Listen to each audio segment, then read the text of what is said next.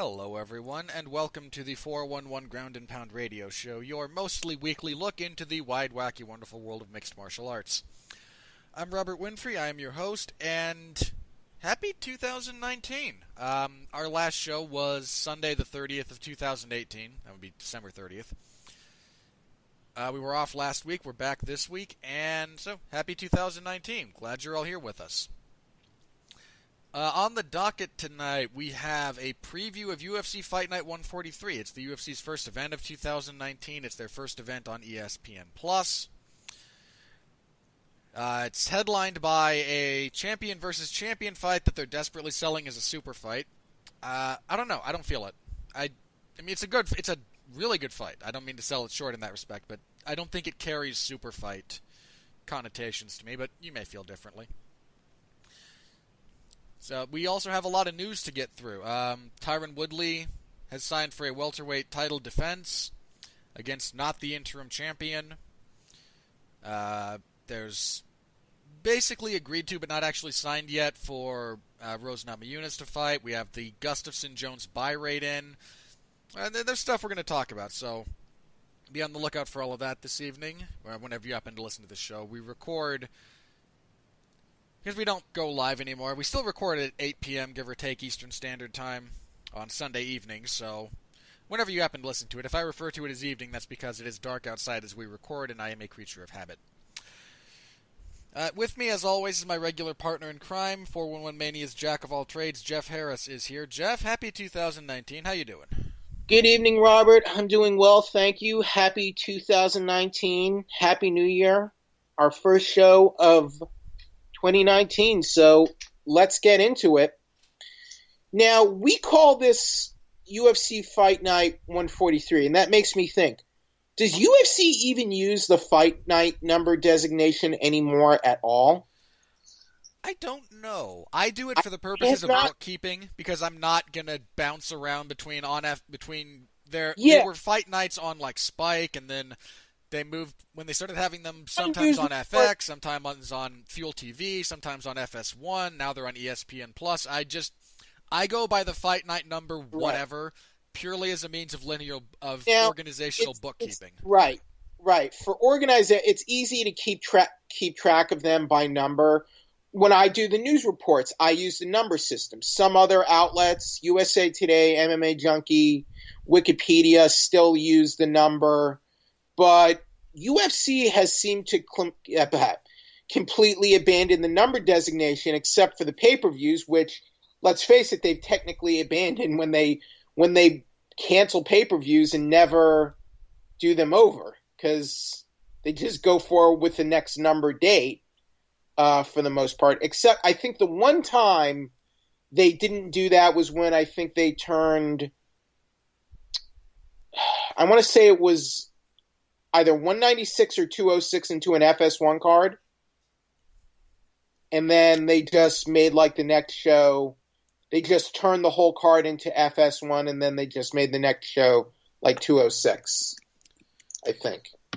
I do vaguely recall that. I'd have to look up specifically which event it was, but I remember that. Because, they did wind up putting the whole thing on free TV.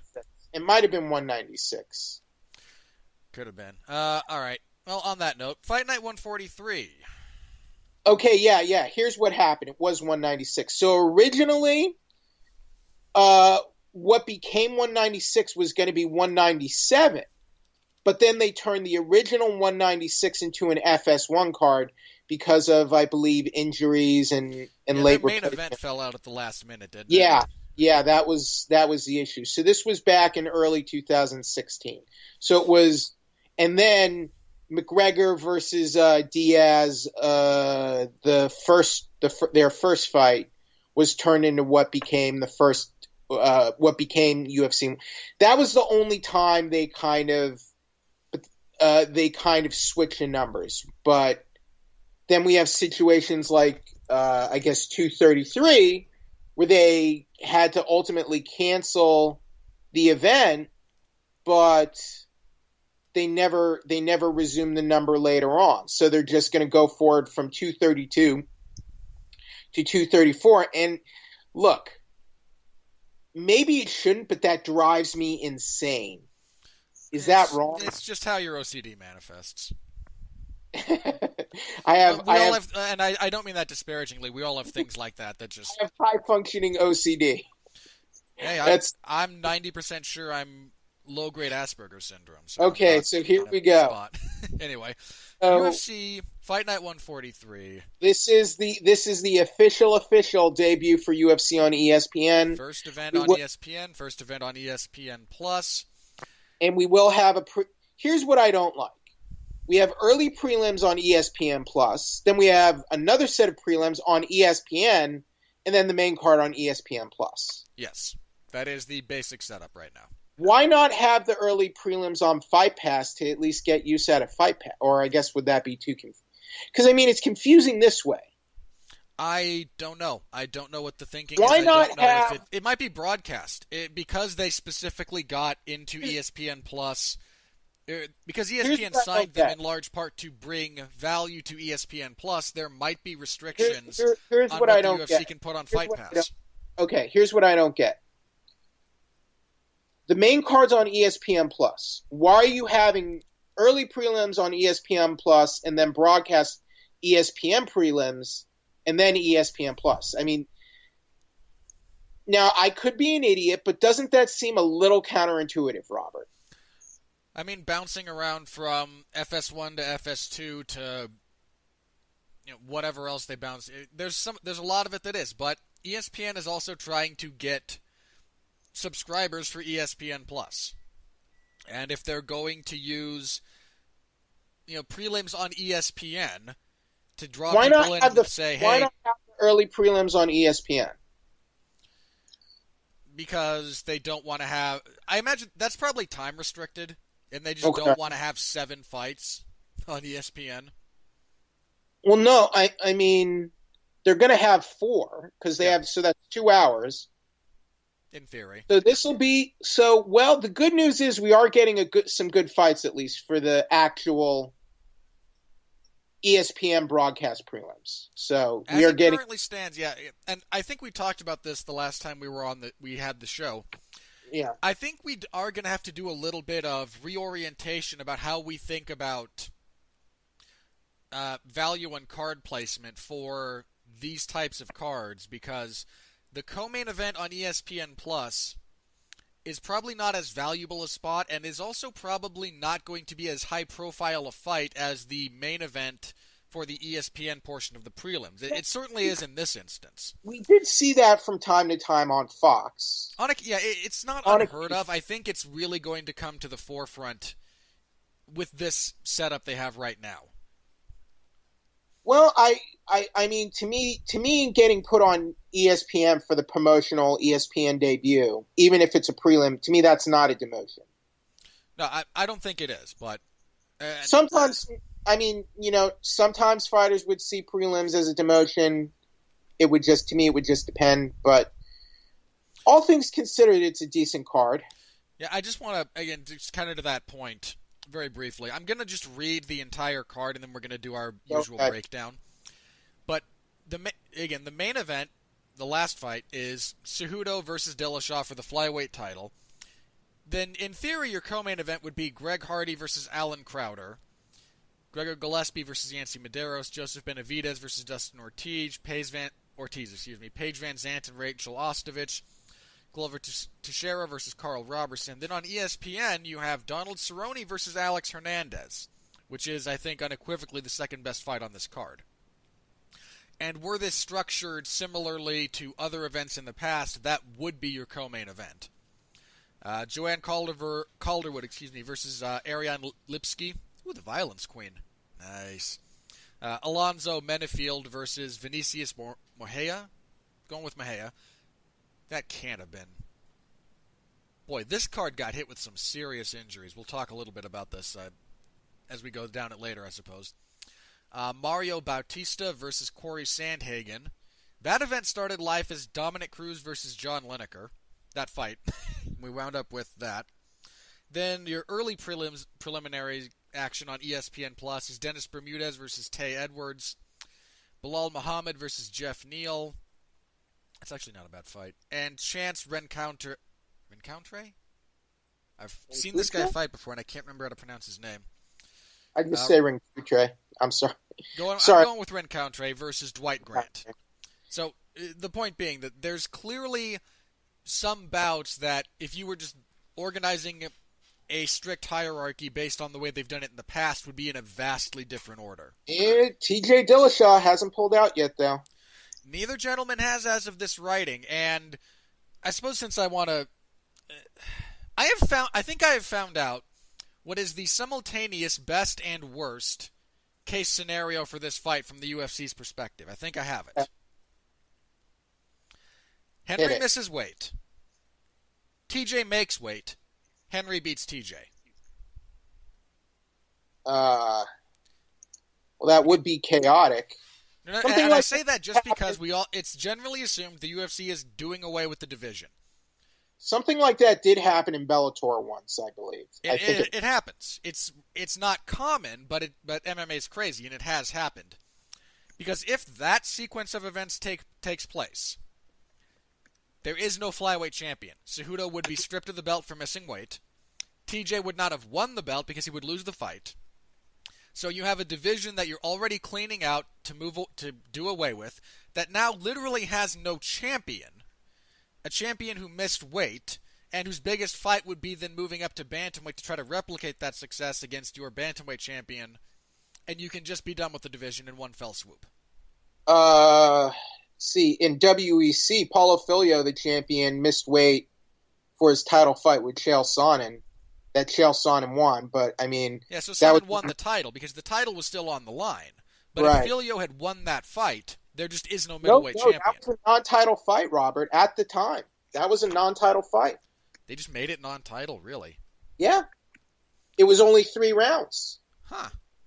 Because I forget where it was, but at the time, I don't think they always had that.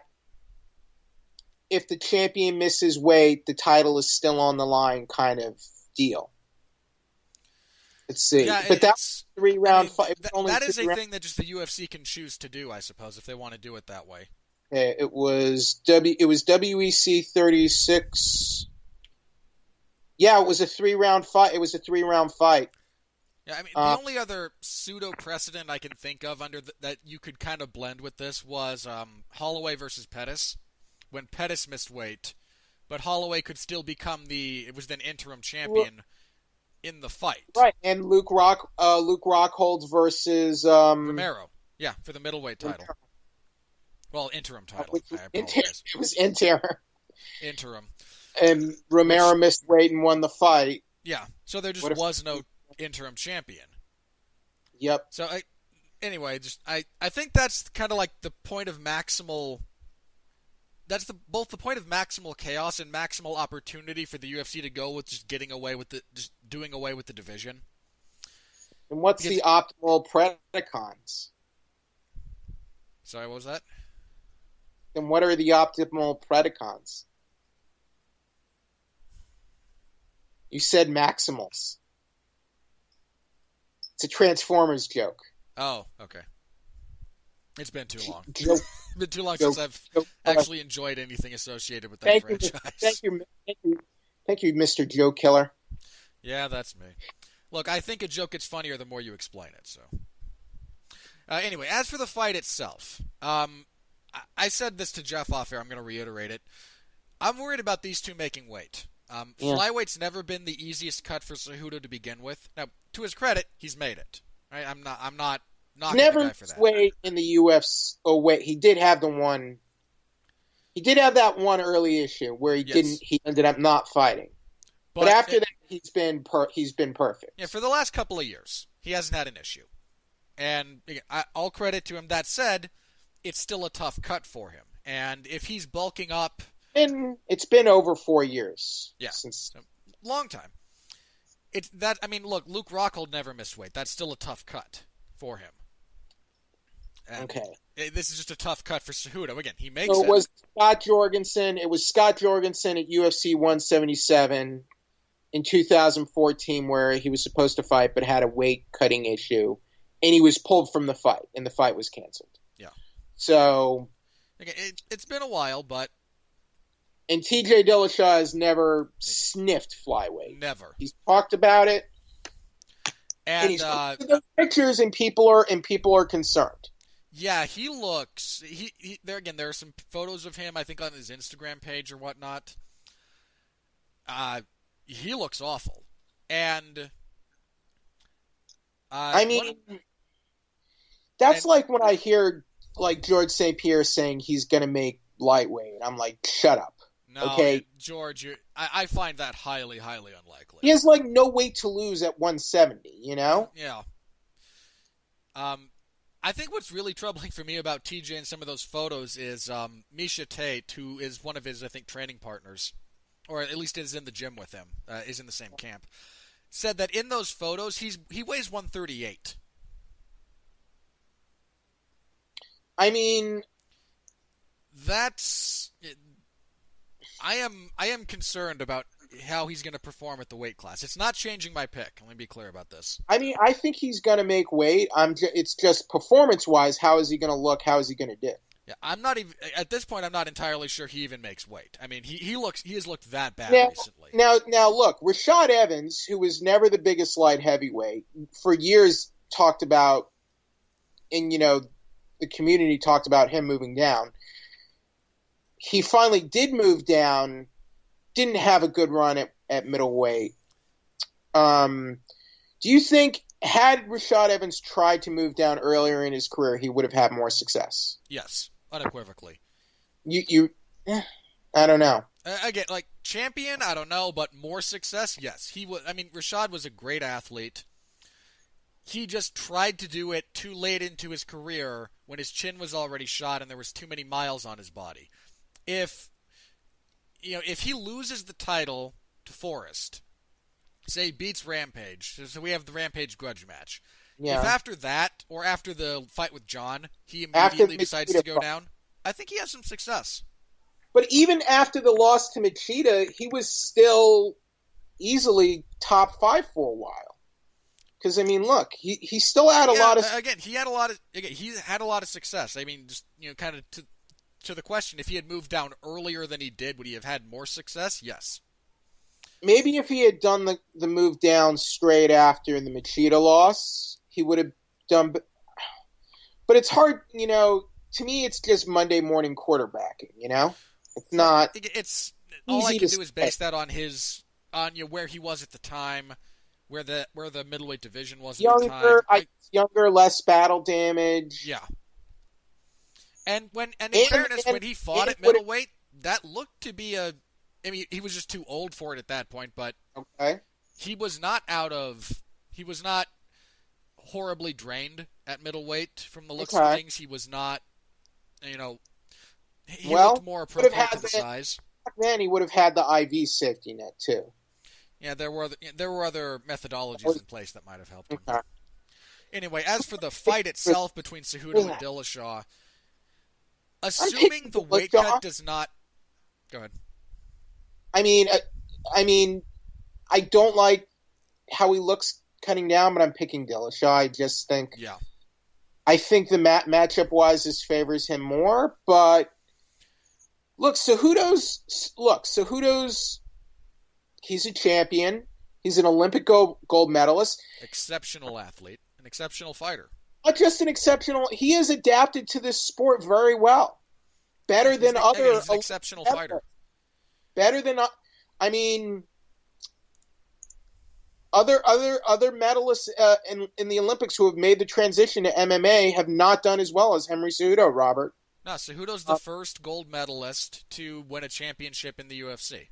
Regardless of how we think of the dubious nature of him winning that belt. I mean, look, again, I thought he lost that fight. Even if I take away my disagreement with the decision, that was easily the toughest fight of DJ's career, not in career, but that was the toughest fight of DJ's title reign, start to finish, since the first fight with John Dodson. That was easily his toughest fight since then. Right.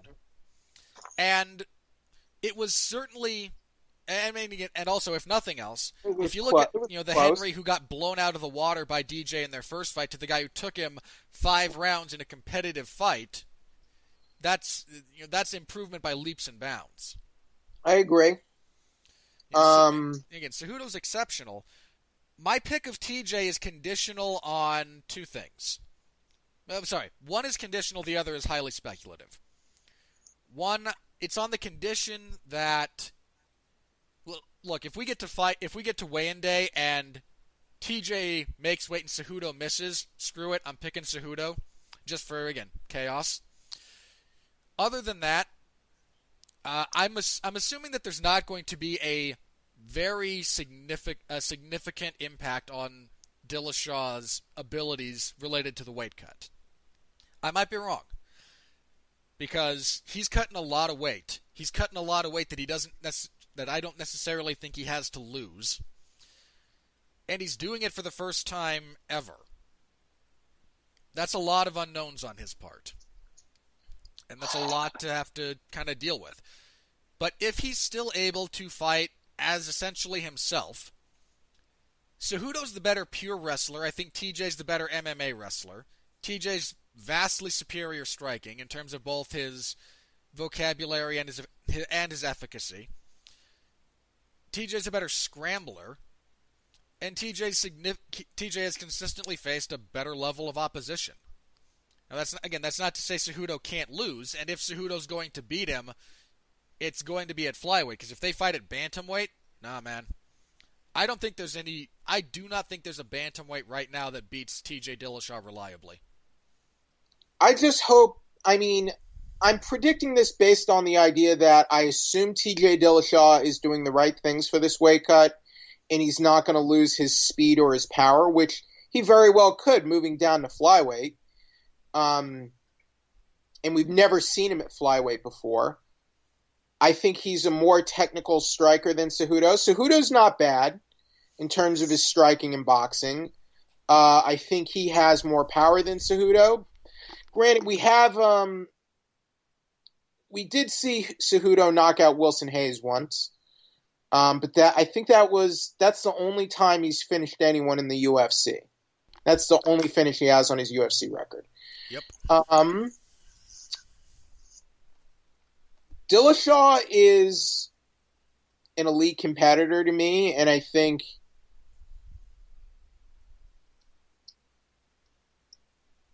to me that fight with Dominic Cruz easily could have been a draw. Honestly. And I don't think he gets enough credit for his performance in the Dominic Cruz fight. I'm not sure how you arrive at a draw on the scoring criteria. Not knocking. I thought the fight was close. To me, Cruz, competitive fight. Cruz didn't do a lot of damage in that fight to me. And neither of them did a lot of damage. Again, exactly. The most visible damage after that was the swelling on TJ's face. Exactly. It was, again, that's a great fight. That's one of my all-time favorites. Dillashaw is he's an exceptional grappler.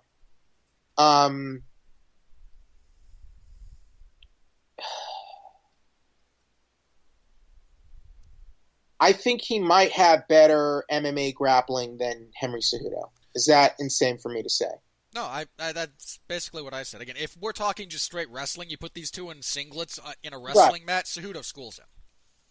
But this isn't pure wrestling. I just think it's in how terms of MMA wrestling, yeah, I think Dillashaw might have an overall edge because he scrambles so well. And not only that, Dillashaw has, he's out-grappled very good grapplers. I'm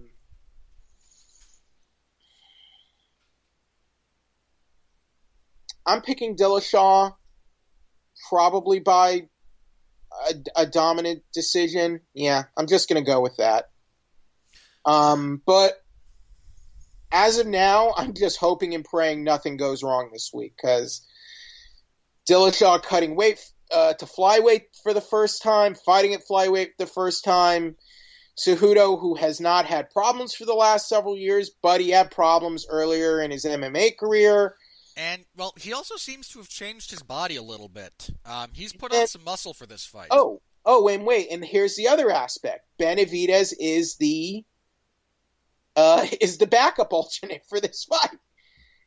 he's officially a backup alternate. So Benavidez is basically training with the idea if one of these guys falls out, he will get plugged into the title fight. That would be... And he's talked about this. I mean, this is pretty much official. It's been stated by him in the media. I like the... Again, I've said before, I like the idea of having guys ready to plug in.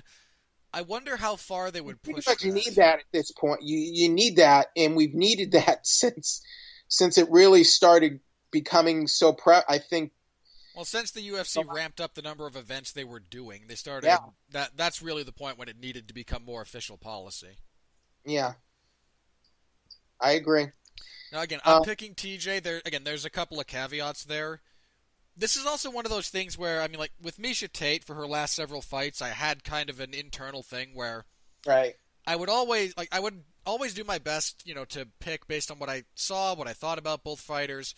But then you'd see Miesha on like weigh-in day, and it would become painfully obvious, like, oh no, she is not. But that rarely happened with Miesha. It was pretty consistent over her last few fights. When? The loss to Nunes, and then there was the Pennington fight. Before the loss to Nunes, when did she look bad or have bad weight cuts?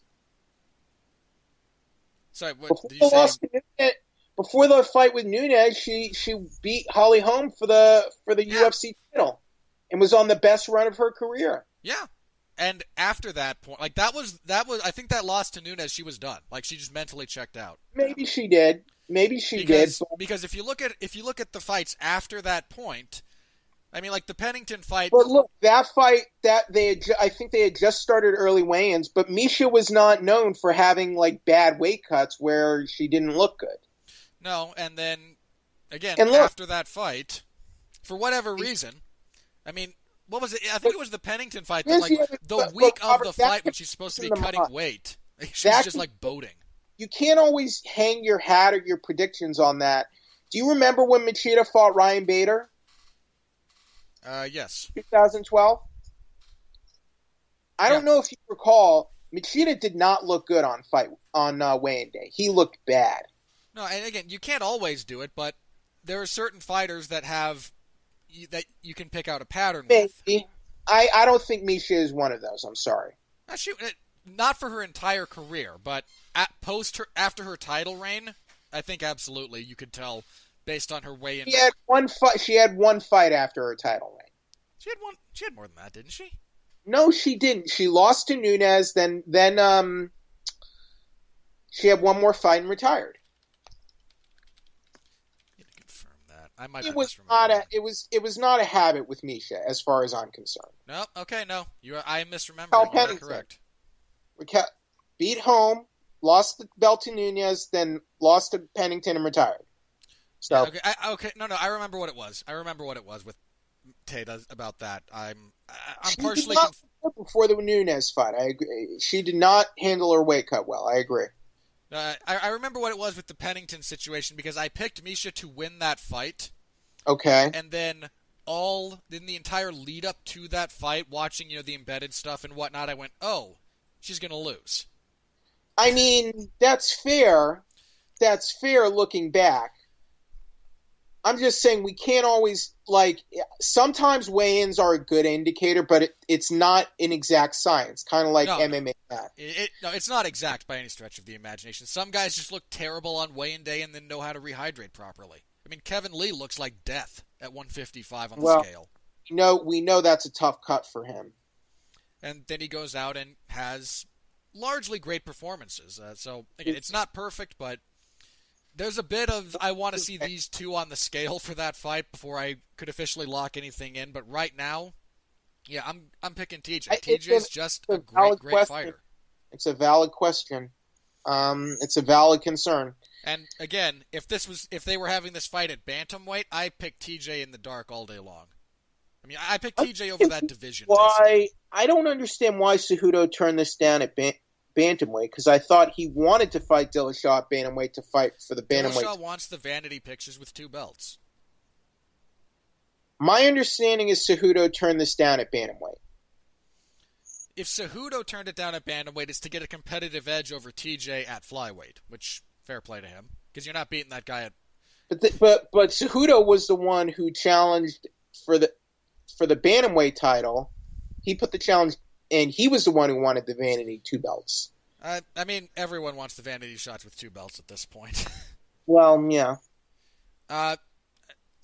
I don't know exactly how. Again, I'm not familiar with all that. I know Cejudo said he wanted to move up and become a dual champion. TJ's talked for a while about becoming a dual champion. I don't know if Cejudo maybe just changed his calculus once he realized he could actually get the fight at flyweight. So, because again, Cejudo at flyweight has a chance at winning this fight. Cejudo at bantamweight has almost no chance. I mean, based on the metrics and stats, I would agree. I mean, again, there's no one at bantamweight right now active that I would pick to beat TJ Dillashaw. There's no one at flyweight moving up that I would pick to beat TJ. I mean, honestly, now this might sound insane, but had Cyborg been able to do it, I probably would have favored Ronda Rousey if Cyborg fought Rousey at bantamweight. Yeah. If Cyborg had gone down, that weight cut would have been.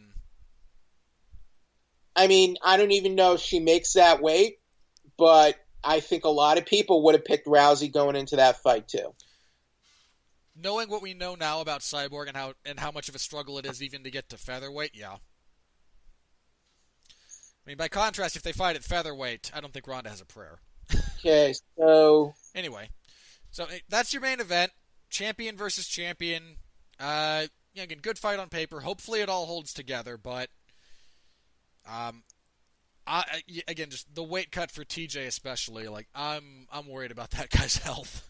So Greg Hardy. And we have Greg Hardy versus Alan Crowder.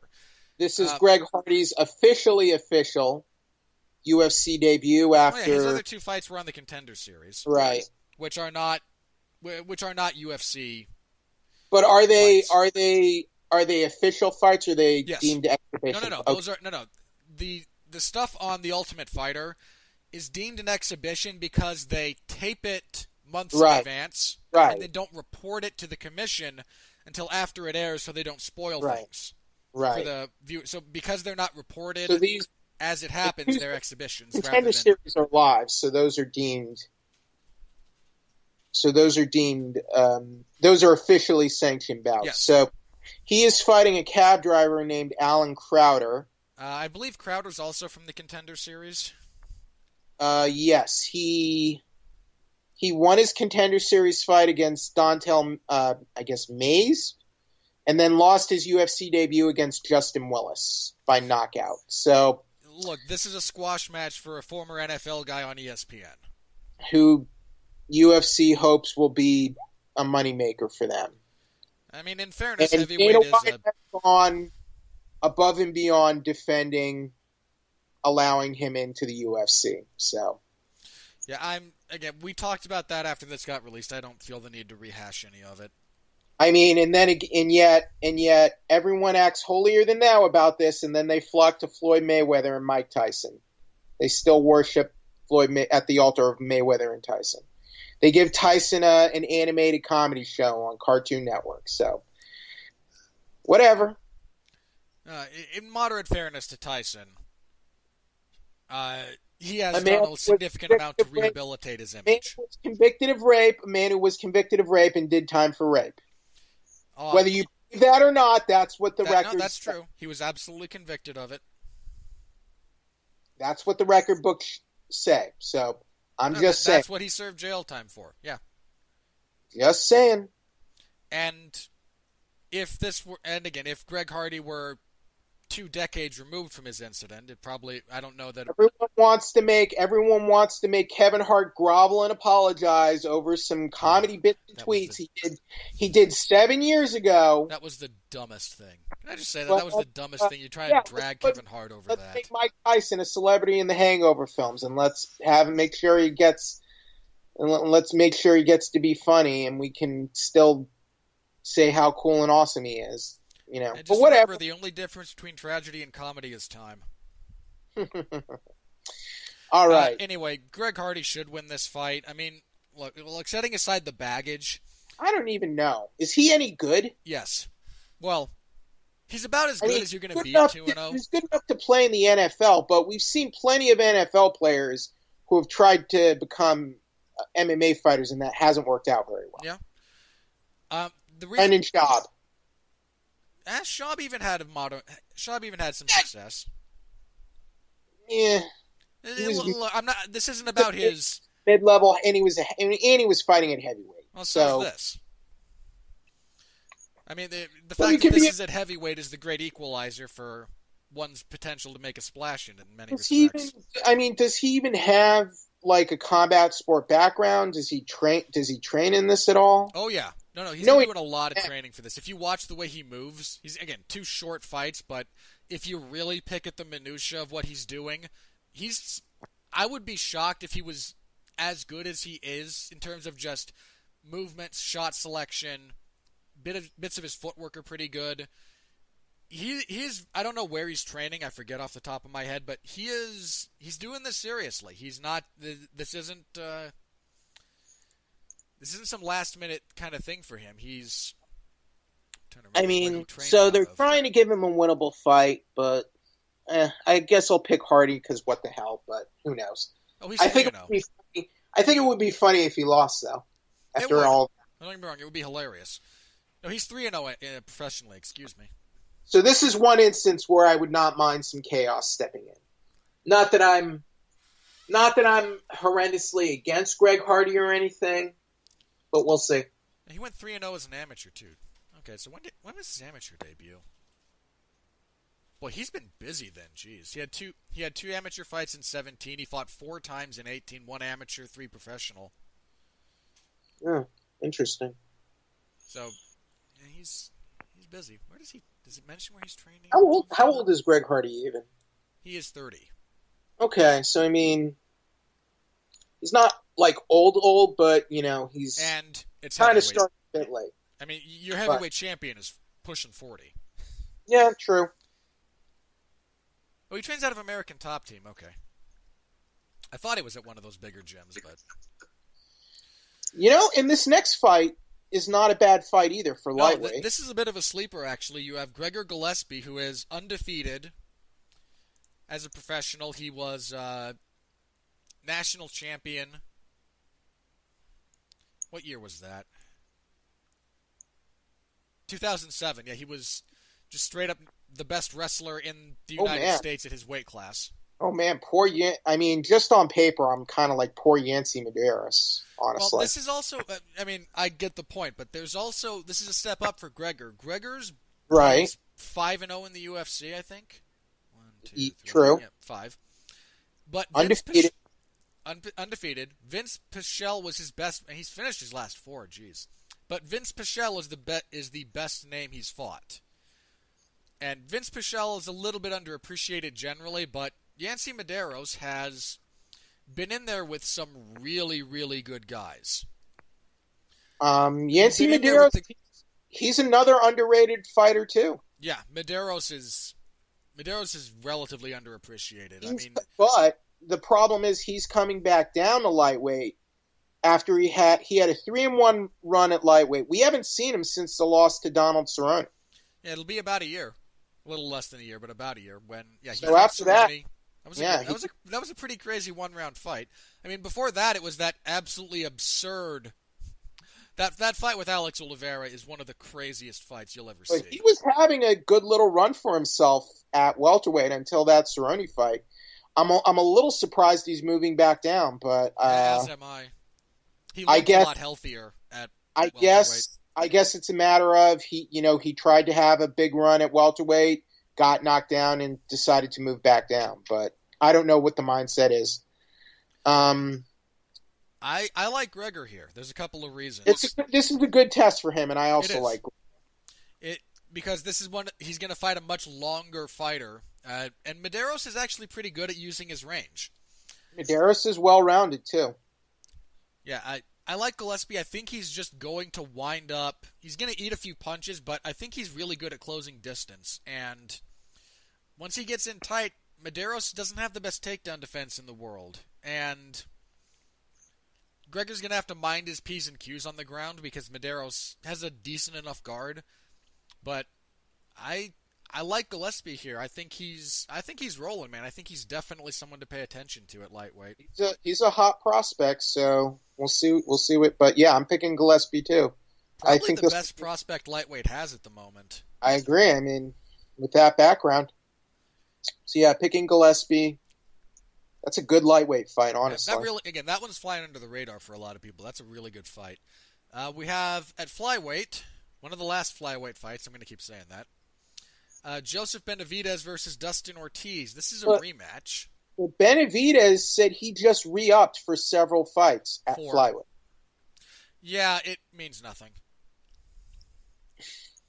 I say that just because, like, all the UFC contracts about that mean nothing. They always have the ability to cut you if you lose. True. And I hope that means Benavidez will still have a spot in the UFC. Well, some of that might be on Benavidez because if the UFC cuts the division, his response is, "You signed me for 4 fights at flyweight," and their response is, "Well, there's no flyweight division."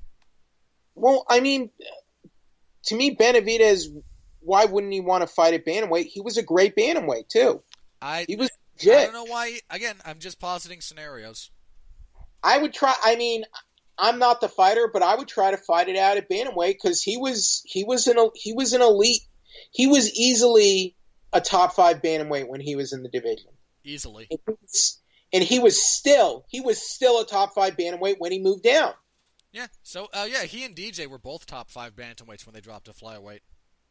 So it wouldn't bother me if he wanted to move back up, but I think he needs to think about that. Again, I would be curious to see him give it a try because the division has changed a lot since he was last in it. Okay, so these two fought once before. Yeah, Benavidez won a decision in 2014. I'm struggling to see this going any differently. I mean, for as bad as Benavidez looked in the Pettis fight, he looked great in his last fight. And I'm going to attribute a bit of that to just kind of ring rust, apparently, and messing with his new coaches. Benavidez slowed down a bit in the last couple years. To me, that's undeniable. He did look good against Perez, but he has slowed down, don't you think? Oh yeah. I mean, he's older. There's a lot of cage time on him. I mean, there's a lot of decisions on his resume. Ortiz, by contrast, 3-fight winning streak, finished 2 of those. Like, I started seeing it against the Bagutinov fight at UFC 1. They both looked just kind of bad. Then he had that long layoff, and then the Pettis loss, where he looked. I was shocked at how bad he looked in that fight. But then he comes back, and he doesn't just beat Perez; he actually looks pretty darn good doing it. I mean, do you think he even won that fight with Cejudo? The Cejudo fight? No, I scored that for Cejudo. Even though he was given the win, but yeah. I mean, he won what was it, a split or majority, one of those two? And I'm picking Benavidez here. I need a concrete reason to pick against Benavidez, and Ortiz has looked good, but I don't think he's fought anyone of anywhere near Benavidez's caliber in a while. I mean, the closest is probably Alexandre Pantoja, and here's why Benavidez doesn't get enough credit. Despite not having won a belt, he's consistently been one of the top 3 fighters in 2 different weight classes for most of his career. No, that's very true. And again, I got him to win here, but I'll also say it like this: I wouldn't be shocked if we wind up seeing him in the main event in some capacity. Look, let me read off Benavidez's career loss. These are his only career losses. He's only lost. Let me see if I can remember this off the top of my head. Okay. He lost twice to Cruz. Okay. He lost twice to DJ. And he lost to Pettis, and that's it. Right. And those are his actual, and maybe he should have lost to Cejudo, who's the current champion. So I mean, he is the last guy to beat Cejudo, technically. Right. Well, I mean, I don't mind him being. If anyone's going to be in the alternate spot, it should be Benavidez. So I mean, I'd be disappointed if something happened, but if anyone deserves it, it's Benavidez. I think you would agree. I think the landscape of that division is in such a... look, yes, I think he would deserve it anyway. I also think that he's like the last guy in a group of people slowly being snapped away by Thanos. Like, he's Tony Stark, and Ortiz is up here going, Mr. Benavidez, I don't feel so good. What's happening to flyweight? When your Thanos analogies, man.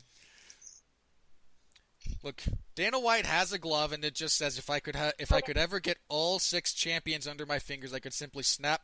If I could ever get all 6 gems, if I could ever get all 6 title belts on guys that I really want, I could just snap my fingers. The way you talk about Thanos, Robert, you need to start a new Thanos religion. And instead of saying amen, it'll be the finger snap. There you go. All right. Next up, we have Paige Van Zandt versus Rachel Ostovich at women's flyweight. Ostovich has always been at flyweight. Is this Van Zandt's flyweight debut? I believe so, yes. No, she lost to Jessica Rose Clark at flyweight. Never mind. I am sorry. It was a forgettable fight. I don't blame you. I had to look it up. Van Zandt is just 1-3 in her last 4 fights. Jeez. This is Paige's fight in almost a year, too. Yeah, Paige hasn't been around. Yeah, she's been off since January of 2018 when she lost to Jessica Rose Clark. Got some surgery, if you know what I mean. Well, she broke her hand, didn't she? Huh? Not that kind of surgery. Look, we'll talk about Joanna later. Bad jokes aside. Hey, you know what? Michael Bisping and Luis Gomez talked about it on their podcast, too. That's fair. That's fair. No, I mean, look, again, she broke her forearm in that Rose Clark fight. Look, if women want to do that, I don't think they should have to do that, you know? Look, if you want to do it, go for it. I genuinely don't care that But much. I thought Paige looked like a lovely woman before she had surgery, but whatever. We also have Rachel Ostovich, who was last seen in July of 2018, losing to Montana De La Rosa. Her record is 4-4. Yep. 1 in the UFC. Clearly, the UFC is trying to give Paige a win here. Am I wrong? I don't think in this instance they care who wins. You have 2 pretty girls fighting, and I think that's more the calculus than. But Paige has sort of been a popular fighter for the UFC.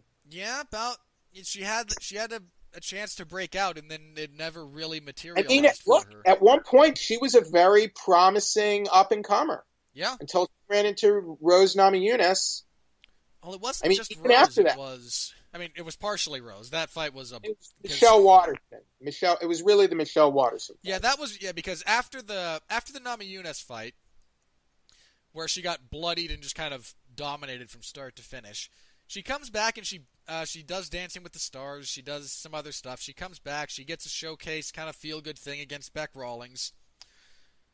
And then she has to fight a kind of real fighter again in Michelle Waterson, and Waterson beats her, and I think that's kind of the point when... I mean, that finish in the Rawlings fight was phenomenal. Oh, yeah, that was a lovely jumping... Look, I mean, look, she beat some good... Felice Herrig was a pretty tough veteran when she fought and beat her, so I mean... Yeah. Kylan Curran was supposed to be the one people were watching when Van Zandt debuted in the UFC. It was against Curran, and Curran was kind of the one people were talking about and hyping up as coming out of that Hawaiian school that was producing a bunch of really good up-and-comers, and then Van Zandt beat her, then beat Herrig, and then... Well, I say this not knowing where Paige's mindset is at, but I think she's going to win this. She does have skill. She's not a pushover, and she is very athletic. She has great cardio. She didn't look. To me, she didn't look terrible against Jessica Rose Clark either. I don't know. I'd have to rewatch the fight. I remember. I think her coaching was bad in that fight. Well, they shouldn't have let her come out for that 3rd round. Right. Her arm was broken. Come on, guys. Yeah, she broke her arm in that fight, and I think she still won at least one round in that fight. Not at least. She won a round. I think she took a round in that fight with a broken arm. So I can't remember if I gave her the last round, but I think her best round was probably the one after she broke her arm. Anyway, I'm picking Paige, but I don't know. For me, this comes down to who goes for the first stupid head and arm throw and gets their back taken. I'm not, but I think my caveat here is that I don't even think Rachel Ostovich should be fighting right now. But that's just my opinion. That is a thing to be brought up. That is a point to consider. I don't think we need to. I don't want to. For those of you unaware, Rachel was recently the victim of some domestic violence at the hands of her husband. Right. And there was for a period of about a week, I think they had removed her from this card because of that situation. Some of the injuries stemming from it. I mean, this is still fairly recent. It happened. Oh, yeah. It happened in November 18th is when it was reported. Yeah. That's less than 2 months. And I'm not saying she needs to take a year off, but I mean, just what I read about it said she. Now this might have been inaccurate, but it said she suffered a broken orbital bone. That sounds pretty serious to be fighting again 2 months after that. It just seems. I would just say wait another 4 months, but that's just at least. But that's just my opinion. I'm torn on this one. I just don't feel Rachel Ostovich should be in a cage right now. Look, we've seen how Stefan Struve. Now, granted, Stefan Struve has had anxiety issues in the past, and has dealt with things in certain ways. But I'm not saying Ostovich is a weak woman. I'm just concerned for her. I'm concerned for her well-being stepping into an octagon to fight another person after what she's been through. That's a fair concern. I actually think I'm going to go with Rachel here. I'm probably going to regret that, and I'm going to feel like a moron next week. Now let me at least say if I spoke to Ostovich and had a long conversation with her about it, she might be able to convince me otherwise. I will say that. That's fair. Yeah, I'll go with Rachel, but I'm prepared to look stupid on that one. Why is Rachel going to win? Tell me why. What does she have? Fair question. She has one win. She has one win over a person with no Wikipedia page. Karina Gavor. I think Van Zant's going to struggle with the physical pressure that Rachel brings. I think Rachel's actually a halfway decent wrestler, as opposed to just crappy Ronda judo throw ripoffs. Okay. I might be wrong. Van Zant's a good scrambler. Van Zant moves relatively well if she can stay mobile on the outside. She's slightly taller, but she has a shorter reach than Ostovich. Yeah, Rachel's God help me, God forgive me for using this phrase. Rachel's a thick girl, and I don't just mean that in the meme kind of way. I mean, Van Zant could fight at 115. Rachel, I don't think ever could. He's got some meat on her. Nothing wrong with that. Look, again, I don't say, when I say she's thick, I don't mean that as an insult to her mental capacity or as a or as a meme thing. I mean, there's a fair amount of heft to her. Any of the woke crowd listening to this podcast, Robert Winfrey is not calling Rachel Ostovich fat. So you know. She could probably kick my ass. I'm not saying it's just, but there are physical realities to fighting, and I think Rachel is a much more natural 125er in terms of her body composition than Paige. Okay, I like Paige. She could very easily win this fight, and I'll look like a moron next week. I'll live with it. We'll see. All right, we were supposed to have Glover Teixeira versus Iwan Cutelaba, which would have been pretty crazy for as long as it lasted. Instead, Cutelaba is forced out due to injury, and he's been replaced by Carl Robertson. A great fight for a great division. Oh, God, this division. In fairness to Robertson, lest it seem unfair, Robertson's a pretty darn good kickboxer. Coming off a win, at least. He's 2-1 in the UFC. I mean, he just kind of styled on Jack Marshman, just faster hands, straighter punches, superior technique all the way around. If he can replicate that against Teixeira, he can win this fight because Teixeira's older, slower, and always ducks his head into throwing it over. Like, there's very clear counters to what Teixeira does. But Teixeira does have some power in his hands, and he's pretty good, and especially if he can get on top of you, he's got good top control. I mean, this is very much kind of trying to give the new guys a chance to shine, be that Kutelaba or Robertson, against the old guard who they're kind of trying to usher down the card. Teixeira just lost to Corey Anderson in his last fight. You know what? Screw it. I'll go with Robertson. That's very speculative. I'm going with Teixeira just because Robertson has not shown me the capacity that Teixeira has. Even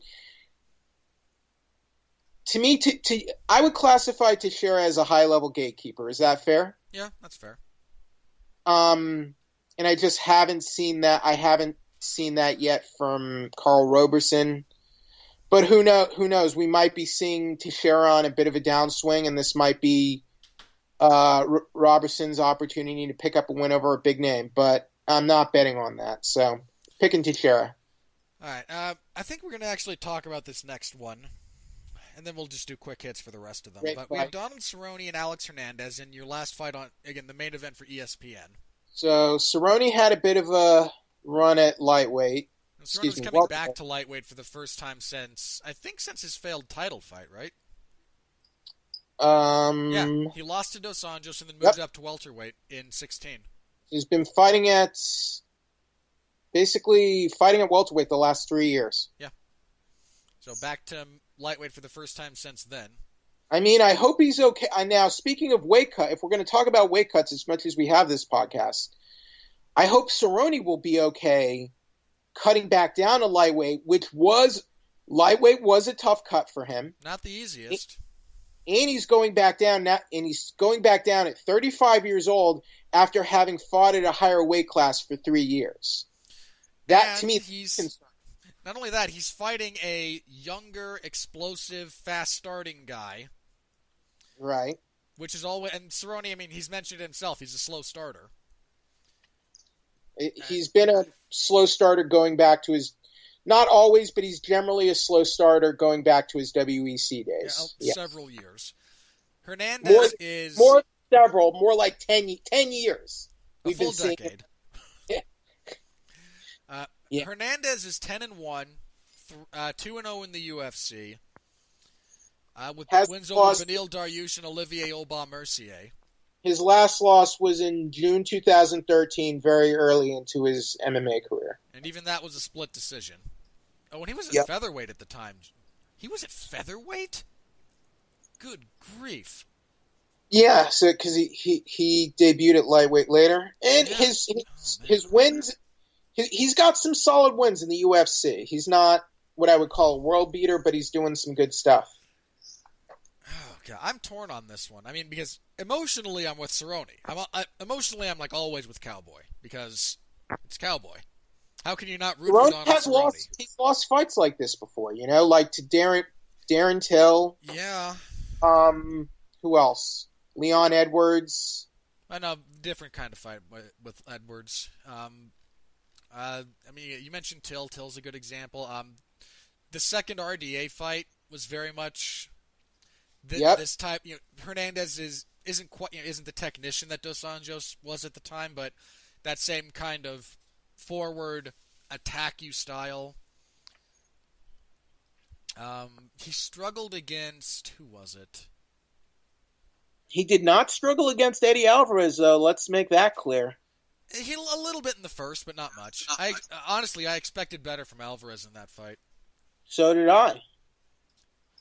I thought Melvin Gillard. I mean, he won the fight via first round knockout, but he got hurt in that fight. I'm picking Cerrone just because look, Cerrone's still. I mean, he's had some tough losses, but even with all his losses, he's still proven he belongs in the UFC, and he can still fight. He's proven through the years he can fight at this level against high caliber opponents. And that counts for something, at least. Hernandez could, look, he could be something. This could be his coming out party. You never know. I'm emotionally, I'm with Cowboy. I'm going to be rooting for him, but something about the way Hernandez starts, man. I think I'm going to pick Hernandez. I'm going to regret this, but picking Cerrone. All right. As for the rest of this card, you know how much I love Cerrone, right? Yeah, you do. And again, I will be rooting for Cowboy. I always do, almost always. Very rarely do I not root for Donald Cerrone. Cerrone's a very technically sound. I mean, he leaves himself open a lot, but he is a very technically sound fighter. In a lot of ways, he's very, very well schooled. His ground game, his guard, his submissions. He's a good kickboxer, but I think it's his submissions in his grappling where everyone always overlooks him. Yeah. A lot of people do tend to forget that he actually, knows what he's doing on the ground. Mm-hmm. All right, next up, I have a speculative pick here, and I'm probably going to regret this, but we have Joanne Calderwood versus Ariane Lipski. Most of you may not know who she is. She is the reigning KSW women's flyweight champion. She's... what is her record? I want to say she's like X1, some kind of X1. I have to look this up now because I've seen a couple of her fights, and okay, she's 11-3, excuse me. Was I confusing her with someone? No, I was not. Oh yeah, she's on the. Oh god, that was it. She changed things. Like she had a terrible start to her career, but then, yeah, she's on a 4, 5, 6, 7. She's on a 9-fight winning streak. Again, KSW champion. How can I not pick someone whose nickname is the Violence Queen? She's from Brazil. Jeez. So yeah, Does Lipski sound like? I guess could be like a Portuguese kind of. I don't know. Doesn't sound like a Brazilian name. It sounds Polish. I know, and she again, the fact that she fights out of most of her success over the last few years has come in the KSW is a Polish MMA promotion. I don't know if she just trains out of there or if some of my information's inaccurate, but she might train out of Brazil and may live in Brazil. Maybe she's she might be of Polish descent, I mean, there's a fair melting pot that exists in Brazil. True. Point being, I'm picking Lipski, and again, it's speculative because Joanne Calderwood's the more known property, but Calderwood has had a lot of mixed results in the UFC. He hasn't been terrible, but let's see, she's gone. Well, she's coming off a win after returning to flyweight. She's 4-3. A little bit in that fight with Fahea too. She's 4-3 at this point. So yeah, I'm going with Lipski. Screw it. I'm going with my girl JoJo. So that's fair. Yeah, and I can't blame you for it either. I mean, now that we have a flyweight division for her, my hope is this is where she can finally spread her wings. But I don't know if it's too that, but we'll see. Alonzo Minefeld versus Vinicius. This thing says Mejia. This thing says Alves. Mejia might be his nickname. Freaking Latin American names, man. Let's see. Minefeld is from Dana's Contender Series, undefeated, 7-0. His opponent, Alonzo Minefeld. Sorry, that's who I just went over. His opponent is 9-1 overall. Pretty solid. Also from the Contender Series. Where's he fight out of? Brazil. Okay, he's on the Brazilian Contender. So we got a couple of Contender Series guys here. Those are always a crapshoot. Now I'll go with Minifield. Then we have, oh god, this fight. This fight depresses me. Because this fight that is Mario Bautista versus Corey Sandhagen was originally Dominic Cruz versus John Lineker. And I'm a big Dominic Cruz fan. And I think I would have picked him over Lineker, but Lineker also attacks the body in a way that a lot of Cruz's opponents haven't. And I was curious to see how he might have adjusted to that. Fortunately, Cruz got injured. Sucks. Speedy recovery. So Cruz was replaced with Corey Sandhagen, who does a passable Cruz impression for a guy still coming up the ranks. Then Lineker got injured, and he's been replaced with Mario Bautista. So what started out as a darn good and very relevant bantamweight fight has turned into... So we've gone from Cruz versus Lineker to Bautista versus Sandhagen. Now, in fairness, I like Sandhagen. I really do. I don't mean to. I'm not trying to throw. He's a solid prospect. I think. I mean, he's 2-0 in the UFC. He knocked out Austin Arnett. His comeback over Yuri Alcantara was. And Yuri Alcantara is a tough opponent, underrated opponent. I mean, and that fight generally, like, he nearly had his arm broken in the first minute of that fight. Came back to just smash him through the second. Came back to just absolutely destroy him in the rest of the first round. Force a stoppage in the second. When I say he does a passable Cruz impression, I don't mean that as a negative thing. He's clearly done some studying on Cruz and is building off of that. I like Sandhagen here. I mean, I like him generally. I think there's a lot of upside to him. His opponent's 6-0. Not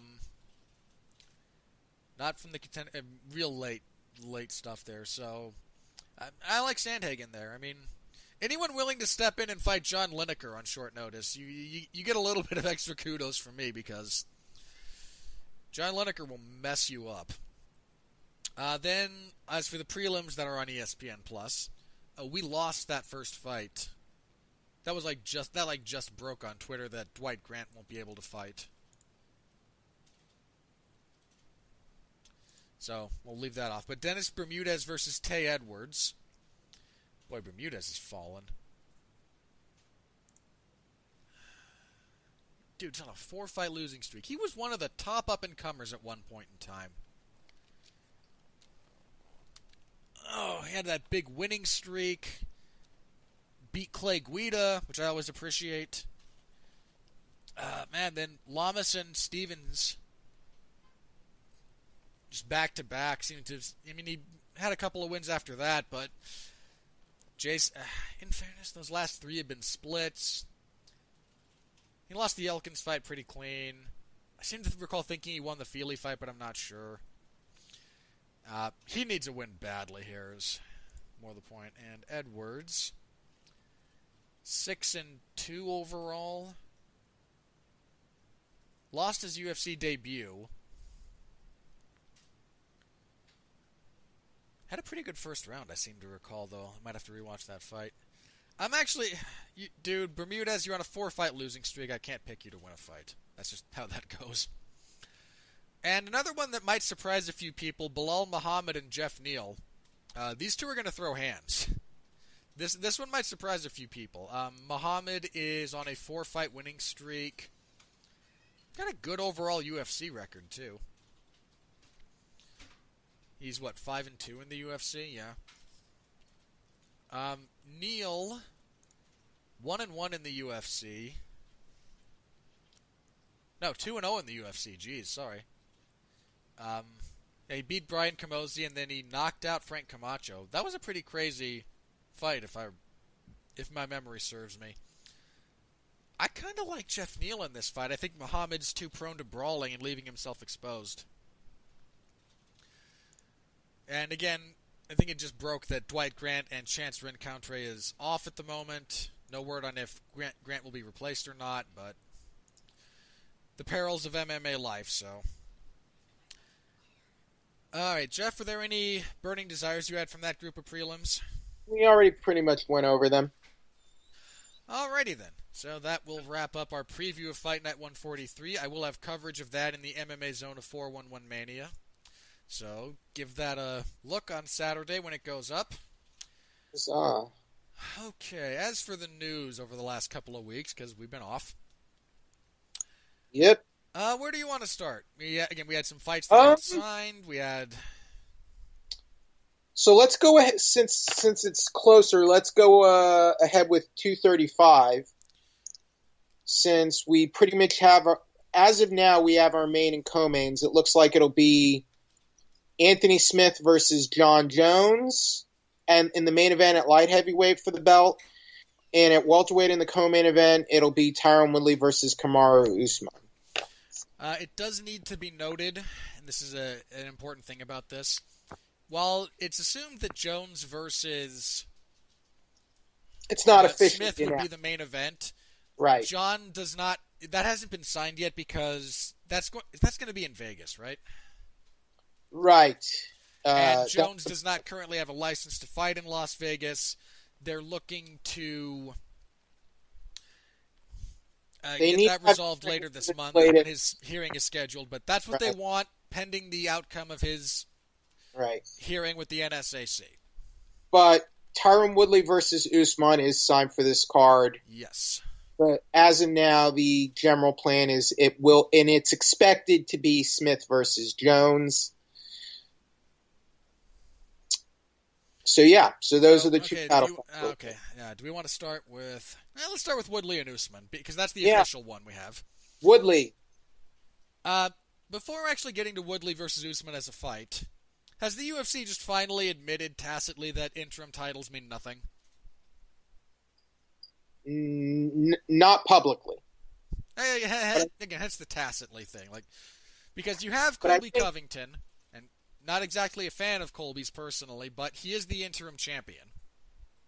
No, not anymore. They took it away. Well, okay, he was the interim champion.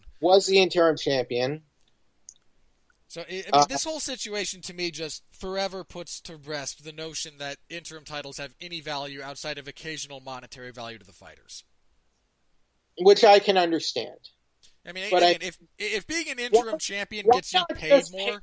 Why not just pay the number one? If that's what this is going to be, just pay the number one contender like a champion. You know. So you're really gonna let the people who decide the UFC rankings have a say in fighter pay? No, I mean if that guy, I'm just saying if that guy has a title fight signed, just give him the same pay. You know. Okay. I kind of get what I get what you're saying. I really do. As far as Usman versus Woodley, I said when they signed this fight that I think Woodley's just kind of a better version of Usman in a lot of respects, but Usman is also, I mean, there's a few things going for him here. One, I mean, both of these guys hit really hard. They're both very powerful strikers. They're both exceptional wrestlers. I actually worry a little bit with Woodley's tendency to put himself on the fence and, Usman being able to take advantage of that. But Woodley can also change things up if he would rather. He blitzed Darren Till right off the bat in their fight, so he can do other things. But, I mean, people struggle against Woodley. He's got enough. That's the weird thing about this fight. They're both. Both of these guys present problems to people. Darren Till looked frozen against him. He looked frozen. Yeah. He didn't know what to do. And then you have, Usman completely shutting down someone like Rafael dos Anjos or Damian Maia. Right. Usman's good. I just don't think he has the skill set that's going to give Woodley problems. I think he'll give Woodley some problems, but I think Woodley will have the answers. It's not a bad fight, all things considered, but I can't say that Usman hasn't earned a title fight.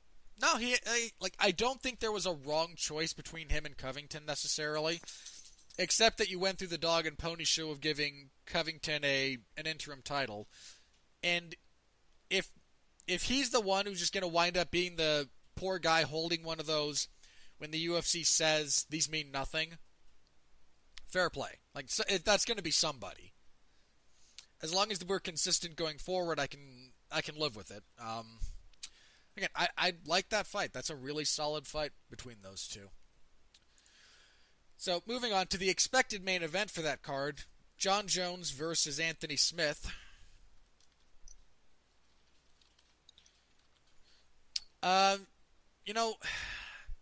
This seems like, I like the turnaround from Jon. I like him being active. He should be. After everything he's done. Fair enough. I don't give Anthony Smith a lot of chance on paper against him, but I think Smith has earned the title shot. And sometimes that the architecture just has to be maintained.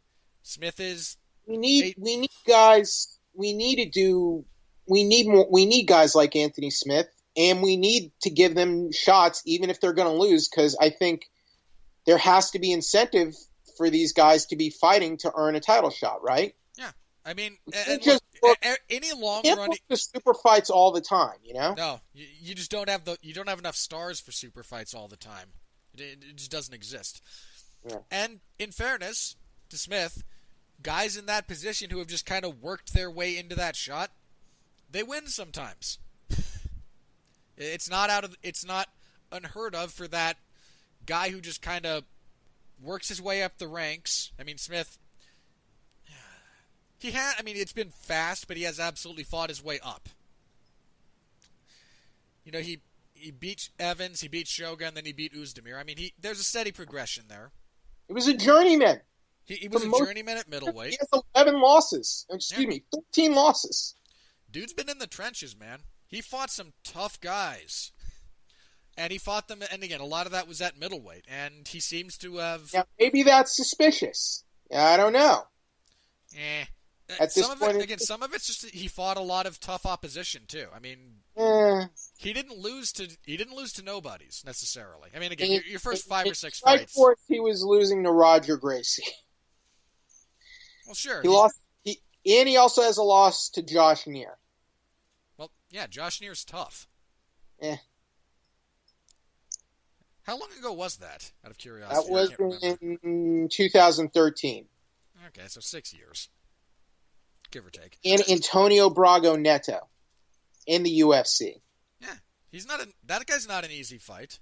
But my point is, he has turned his career around. Yeah. Almost not unlike a Robbie Lawler. Lawler, in his case, by going back to the division he was supposed to be in, but yes. Lawler cut back down. Robbie was fairly uneventful in Strikeforce, don't you agree? Well, maybe not maybe uneventful. He was middling in Strikeforce, in my opinion. At middleweight, Robbie Lawler was just kind of there. Largely. Yeah. Then he came back, moved back down to welterweight, and became the champion. I mean, Robert Whittaker did kind of what Anthony Smith did in the sense that Whittaker was a rank and file, a good rank and file, but a rank and file welterweight. He moves up to middleweight and then proceeds to murder a bunch of guys and become the best middleweight in the world. It happens. Do we think... Let me put it this way. How hopeful are you that after Jon's hearing with the NSAC, he can get a license and we can move forward as the UFC kind of hopes?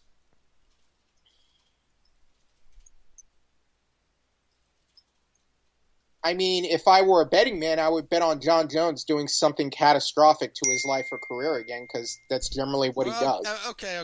I mean, specifically, let's limit this to the scope of the hearing, because yes, Jon screwing up something is a much safer bet at this point. But just as that hearing, do we get to a point where they can legitimately sign this fight as the main event for that? The only time I ever recall commissions really going out of their way to throw the book at someone. First, to Wanderlei Silva for running away from a drug test. True. And then Nick Diaz when he got 5 years or so? They were pissed at Nick Diaz because Nick Diaz and his lawyer had an understanding of the law. But as far as I'm concerned, they should have stuck with that punishment because he hasn't fought in all that time either. So it didn't make a damn difference. Look, it was a ridiculous ruling given the circumstances. The fact that Nick I don't Diaz know. doesn't want to fight anyway. I don't know if it is. Based on look, I'm not a fan of Nick Diaz. I'm basing that purely on the evidence that was presented before them. That ruling seemed much more to be like, well, we don't like Nick Diaz than the evidence merits. But so I guess my point is here, it's very rare that the commission really throws the book on someone. Don't you agree? No, I would agree with that. So does this piggyback? I don't know. This might seem weird, but I wonder if there's not some kind of drama between the UFC and the Nevada State Athletic Commission. I mean, there's always drama, but I don't. I mean, at the end of the day, Nevada needs UFC. You would agree with that, right? They benefit. I don't think they need them. Or they benefit from the UFC, and I mean, they're still dragging their feet on Conor and Khabib. It wouldn't be the first time there was drama, okay? Also true.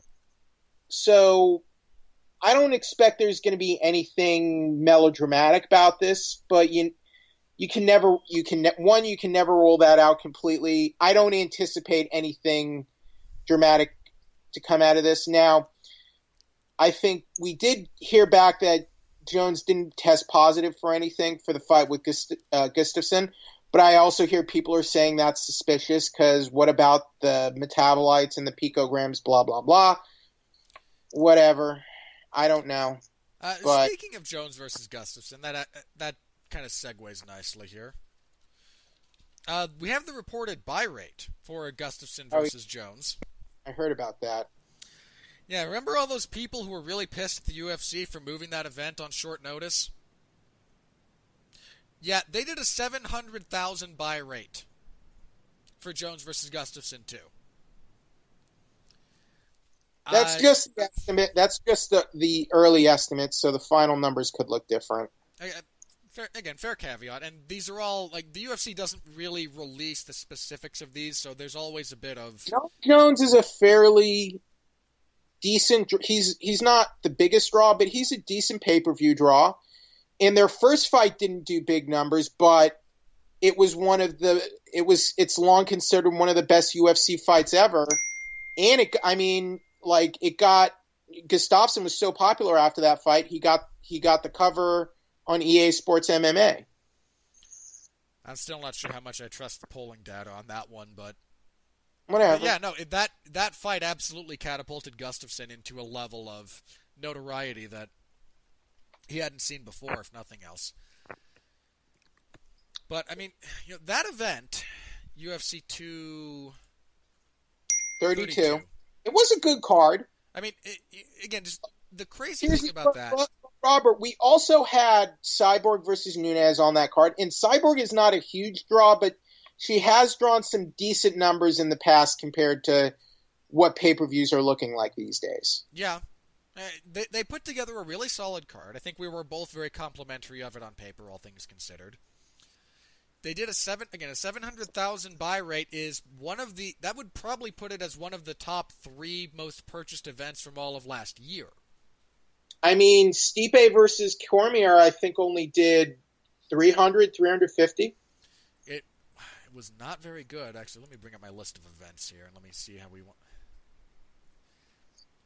So that was 226. So we had 220, which was not reported. So probably not very good. That was Miocic versus Ngannou. 221, Romero and Rokhold did less than 200,000. And in fairness, that was not that card suffered all kinds of problems. The only numbers I can find for 226 Miocic versus Cormier are 380,000. I don't even know if those are accurate. Yeah, which is a shame because again, that was a solid enough card, all things considered, and I like both. But again, Cormier is not much of a draw. Stipe is not much of a draw. Khabib versus Iaquinta did not do a good buy rate. Jeez, less than 500,000, less than 400 probably. Cyborg versus Kunitskaya, another card that just suffered a lot of injuries in the build-up to it because that was supposed to be Holloway and Holloway and Edgar. Okay, 226, 380 was the number that came from Dave Meltzer, so take it for what it's worth. So. However much salt you want to take with that, by all means. Nunes versus Pennington did less than 100,000 buys. God, that's a terrible number. Let me see. Dillashaw versus Garbrandt 2 did 300,000 in that range. Not bad, all things considered. Not bad, but you'd like to, again, not the worst. Woodley versus Till did 130,000. That's pretty terrible. Then Cormier versus Lewis did 250,000-ish. So, is it any wonder the UFC hates Tyron Woodley? Hang on. Holloway versus, or I'm skipping something. I mean, I'm kind of overlooking Khabib versus Conor just because we all know that was a monster. Because 229 was, 2.4 million buys. So Holloway versus Ortega, they're looking at 240 versus 300,000, which 240 to 300. Okay, so the second most viewed, successful event on pay-per-view of the year by a wide margin was 232 basically. Was 232. Not bad. I mean that's good for them, and look, Jones is a mess, but he's popular. Like, people tune in to watch John Jones, Yeah, again, like, I wish I could remember who said this on Twitter, but the clock analogy for John Jones is pretty accurate. That, he has the hour hand, which is when he actually gets in the cage, and it only moves every so often. And he has the minute hand, which moves frequently and is him screwing up his life. But every time the hour hand moves, I'm going to be there watching, because he just destroys people, and I love watching it. Right. So, Jones versus Gustafsson, all the concern about blowback, I think we might see more of it going forward because there's only so much blowback you're going to get on, Jones Gus 2, co-headlined by Nunes and Cyborg. As Daniel Bryan would say, people are fickle. They really are. He's not wrong. No, he is not. Even though his current character is basically just Alan Moore. He hasn't said anything wrong yet. Alright, so there's that. How much else do we want to talk about here? Because there's a lot of stuff that there's a lot of fights that kind of got made. This is again, well, not quite like Jones versus Anthony Smith, but the expectation is that it will be Rose Namajunas versus Jessica Andrade in Brazil for the women's strawweight title. So Rose Namajunas finally returning to defend her belt. See, because she's been out with the neck injury. So it'll be a little. She had the injury. She had some. We've not had an interim belt in this division either. So there you go. I imagine we got close to it. If Rose falls out of this fight, we will see one. Going by every other division, we should have had an interim belt by now. If something happens to this fight, I think we will. That's a good fight. I think that's the champion and the number one contender. I actually like Andrade in that fight, just stylistically. I'm not trying to dump on Rose because I'm kind of in the same boat. I mean, Rose is a good fighter, but I don't think she deals with pressure all that well, and Andrade is a pressure machine. Now, I will say, Chael Sonnen, I kind of agreed with him here when he got into it with Ariel Helwani didn't want Rose to take this fight because she's fighting her opponent in Brazil on her home turf, and she has, apparently some mental anxiety issues. And I'm like, to be fair, a crazy Irishman threw a dolly at her head. Well, but, I mean, she's the champion. I mean, so what? Yeah, look, I'm not gonna. I don't want to get too deep into this. Let me just say. But Ronda Rousey defended her belt against a Brazilian opponent in Brazil. What does it matter? No, You're not always. My point is this: if you're a fighter and if you're a champion, your circumstances are not always going to be ideal. Deal with it. I'm sorry. No, I agree with that.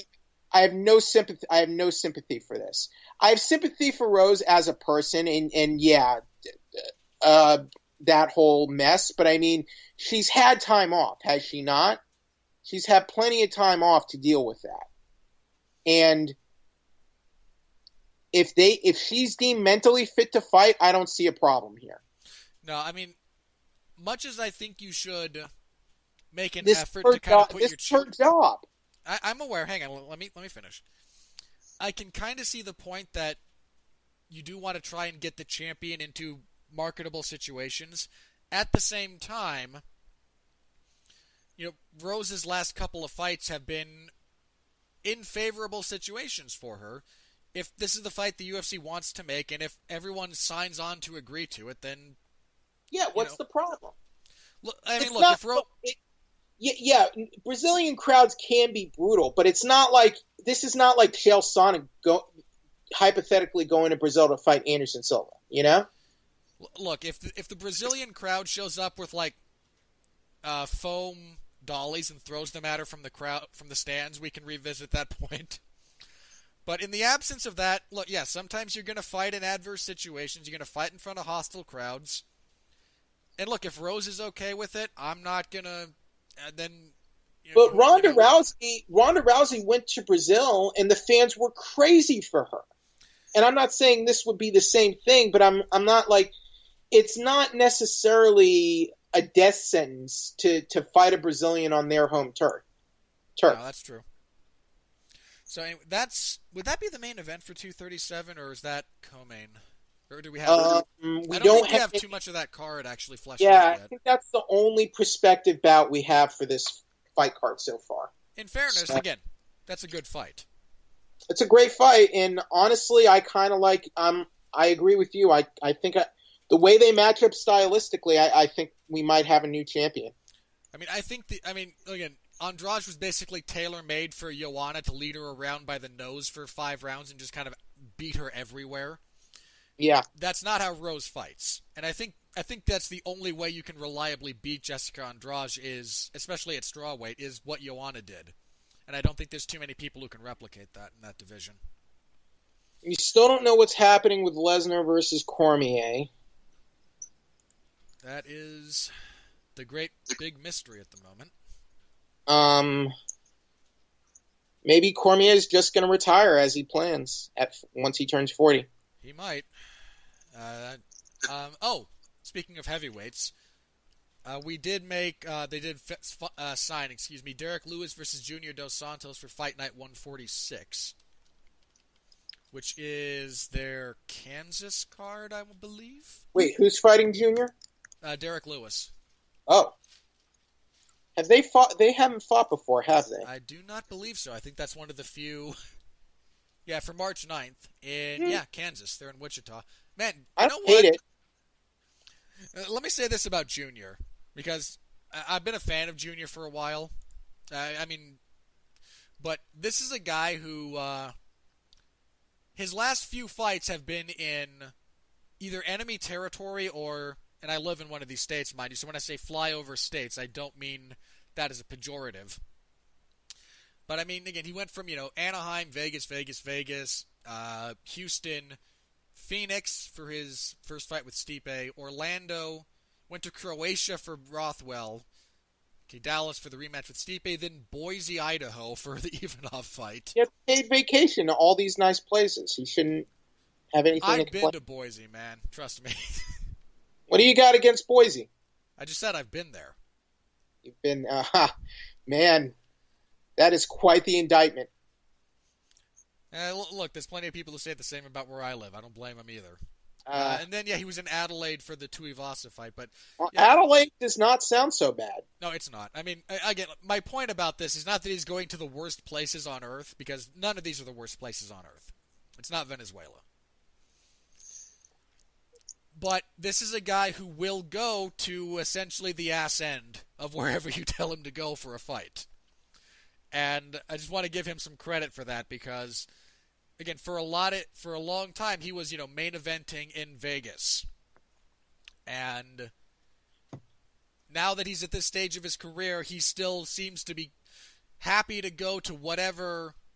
And again, Boise's not a small town. Wichita's not a small town. But these aren't exactly, travel destinations around the world. And if that's where he signs to fight, he's going to go there with a smile and he's going to put on a fight. And God bless him for it, man.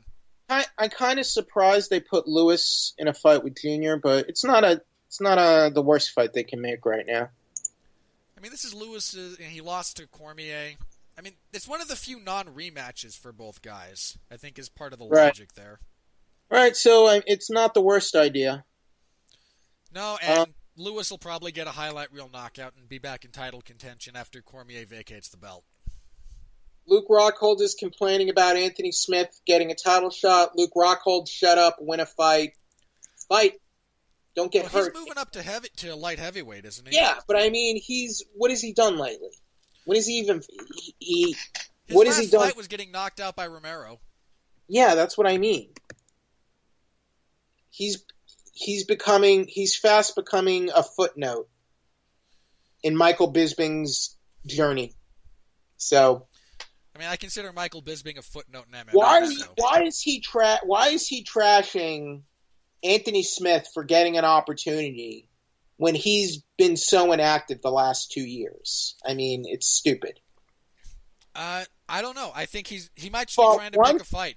And I mean he fought once in 2017 and once in 2018. He fights once a year. Yeah, he isn't. Look, he's not had the most active schedule. I think there's a couple of things that are going on here. Once a year for the last 3 years. Yeah, I think there's a couple of things at play here. One, I think he is just trying to pick a fight with a guy he thinks he can beat, even up at light heavyweight. I think he's trying to drum up interest for his debut in that weight class. And I think... God, I don't want to say that, because I don't think it's accurate. I think Rokhold is aware of the opportunities that have passed him by. And I think he's trying to make up for lost time in that respect. I think those are fair observations. Well, I was going to say it a different way. The way I said it, I think, is fair. He's trying to fast track and talk his way into a title fight. Understandable. My answer is, shut up, win a big fight, and then you can talk. You know? I'm very interested to see him at light heavyweight because am I. But he needs to shut up and do something already because he hardly ever fights. Yeah, I would like to see him in that weight class. I would like to see him sign a fight because he's a huge guy. I mean, Rockhold's 6'3". Oh, 235 got a couple more good fights I don't think we talked about yet. Besides Lawler versus Askren, Garbrandt versus Munhoz at bantamweight. And also at bantamweight, Thomas Almeida versus Marlon Vera. Both solid fights. Those are really solid. Those are solid bantamweight fights to bring around there. Yep. That's a really interesting get-well fight for Garbrandt. Because Pedro Munhoz is a remark. I'm going to steal this from Jack Slack because I thought it was hilarious. Pedro Munhoz is a really good fighter for a guy who has no fast twitch muscle fiber in his body. He's done pretty well though so far. Oh, it's a knock on how he fights rather than him because Pedro Munhoz is the if you have a let me put it because I've heard it put this way. He's won in his last 7. Yeah. He's had a lot of success.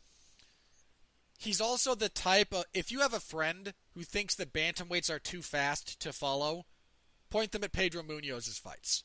Huh. I like that matchup a lot. But that's a solid fight. That could be a tough fight for Garbrandt coming back from back-to-back losses. I think it's a relatively safe fight, assuming his confidence has not just been destroyed by those losses to TJ, which it might have. We'll see. I favor him. Again, it happens. It absolutely happens. That happened. TJ did that to Renan Barão. There are some guys who suffer those first couple of losses in catastrophic fashion and just can never really get over it. I think Garbrandt's just got faster hands. He's got better power. I think he's just a better fighter, but that's assuming he can put it all together mentally because Munhoz doesn't have much other than a guillotine and some really labored rights. We also have Daniel Teemer versus Chris Fishgold at the Prague. Wasn't there a David Tamer fight that got signed too? Maybe. This is Daniel Tamer. Yeah, but he's the one who sucks. Well, are they related? Yeah, they're brothers. Oh, okay. No, I think David signed a fight recently, and David Tamer is actually really good. Oh, yeah, here we go. MMA, this was reported by MMA Junkie. Charles Oliveira versus David Tamer. That was it. I am so down for that fight, man. Yeah, that's a good fight. ESPN plus 2 in Brazil. Yeah, so there you go. So, I think... Yeah, that's a heck of a fight. I mean, Daniel is just not as good as David. And David, I think rather highly of David's abilities. I don't know what the plan is, but I think Duke Rufus wants Anthony Pettis to fight Stephen Thompson. I don't know how that would work out. Yeah, I saw that. I saw some of that being floated, and is Thompson moving down, or would Pettis? No. Maybe Pettis wants to move Pettis up. Pettis would be moving up in this instance. I would pick Thompson. I would pick Thompson relatively quickly. I mean, you and I were both around and remember when the whole line about Pettis was he doesn't cut weight to lightweight, he should try his hand at featherweight. I mean, we were both, doing this when that talk was happening. Now he's going to go up to welterweight. I mean, he did go down to featherweight, and it was not pretty. I mean, again, he had some success, but that was clearly not. Again, people I think either underestimate how difficult a weight cut is or overestimate its benefits. The real benefit is finding the optimal weight class for you to compete in. For some guys, that means a slightly larger cut. For some guys, it means maybe moving up to a different division to not cut as much weight. That happens all the time. Here's my question for you. Do they need to add more divisions and weight classes? Would that help? How many? Well, two things. All right. This. Well, how many more? And what are we trying to accomplish with them? What if they made like a 160 or 160 pound, 5 pound division? I would be okay with that. For someone like Kevin Lee, for the bigger. If you want a list of people who would severely benefit from that weight class specifically, I can list like 7 of them. Right. You have Lee. You have Jake Matthews. I don't want a cruiserweight. Martin, Rafael dos Anjos. Definitely don't need a cruiserweight division. That's not what. We don't need that. Again, if you're talking about specifically adding like 165, let's say. I don't even really want that, but I'm just wondering, am I being selfish for, a guy it could benefit like Kevin Lee, who's just, really struggling to make 155? Lee would benefit. Michael Chiesa would probably benefit from 165. Yeah. I think it's just organizational within the UFC. If they're prepared to introduce that division and to deal with the logistical consequences of it. And frankly, if they're getting rid of flyweight, which we all believe they are, assuming they follow through with that plan, you want another title in rotation. If you wanted 165 would be a solid division to make because it overlaps the two most filled divisions in terms of just bodies between lightweight and welterweight, and some of the most talented between those two divisions as well. And especially if we're going to go with the more fluidity between divisions, having guys bounce between 155 and 165 or 170 and 165 type of thing, not the worst thing in the world. So if it's that division, I'd be okay with it. More than that, I think, is pushing the envelope, especially since we're likely losing a division already. I also think as long as we're honest about what we're trying to accomplish with it, because the notion that this will alleviate extreme weight cutting is, you're fooling yourself. That's not going to actually happen with this. Because you will get guys for whom it is the optimal weight class. You will also get a bunch of guys who we're going to try cutting down that extra bit more. and maybe it'll. And again, will it work? Will it not? But again, don't pretend that we're going to fix weight cutting by adding another division. You're going to fix it for some people. That's very true. You're going to open up the possibility for others to try more extreme weight cutting as well, and there are people who will take that as an opportunity. I think so. Again, like, all that is to say, I'm not opposed to the idea of 160 or 165, as long as nobody's trying to be deceptive about it. Like, okay, we want to try this division. We have plenty of bodies between lightweight and welterweight to populate it. There's a lot of guys who can benefit from it. We're losing a title. We want a title to replace it in the scheduled rotation, and we figure it's a good idea. I can live with it. I think that's perfectly reasonable. Do we want to address the whole Conor McGregor Instagram thing and the thing with Poly Malinagi? No. Look, if they sign to do a boxing fight, I'll talk about it. If not, I don't care about Conor McGregor on social media. Fair enough. I think those are the major fight announcements, news items. Okay. Last thing I want to touch on, because it made me laugh. UFC fighter Polyana Viana. Oh yeah, that was. For those of you unaware, again, she's a fighter. She's in the UFC. She's got a winning UFC record, if memory serves. Bring up her record here. Oh, great. I'd have to look it up somewhere else. She's been in the UFC for a few fights. I know she's won several of them. She's a strawweight, I believe.